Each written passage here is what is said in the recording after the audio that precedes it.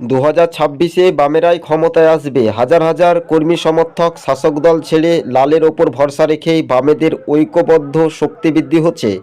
শীত গ্রীষ্ম বর্ষা বামপন্থীরাই মানুষের ভরসা। বাম যুবনেত্রী মীনাক্ষী মুখার্জির নেতৃত্বে জেলায় জেলায় ডিওয়াইফাই বাম যুব সংগঠনের শক্তি ঐক্যবদ্ধ হচ্ছে। শাসক দল তৃণমূল ও বিজেপির বিরুদ্ধেই গ্রাম বাংলার মানুষ এক যৌথ উদ্যোগে সিপিএমের ওপর ভরসা রাখছে। দর্শক বন্ধুগণ, 26 টিভি ইউটিউব চ্যানেলটি ভালো লাগলে সাবস্ক্রাইব করে সঙ্গে থাকবেন।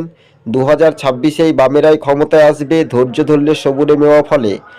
কেননা উপনির্বাচন রাত পোহালেই যে ভোট, সকাল 7টা থেকেই 6 কেন্দ্রে, কিন্তু বামেদের যে জয় শুধু সময়ের অপেক্ষা। এটাই বাংলার মানুষকে আমরা বলবো। যারা বামপন্থী, যারা সক্রিয় বামপন্থী ভোটার, তারা কিন্তু সকাল সকাল ভোট দিয়ে মানুষের ঐক্যবদ্ধভাবে শাসক দলকে গোহারা হারিয়ে সিপিআইএম বাম ঐক্য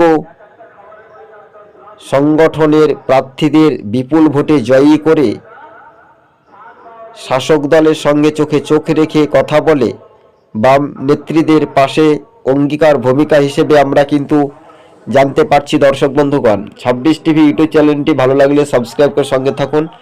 আজকে ছিল এই পর্যন্ত প্রতিবেদন। শাসক দলের ঘর ভাঙছে।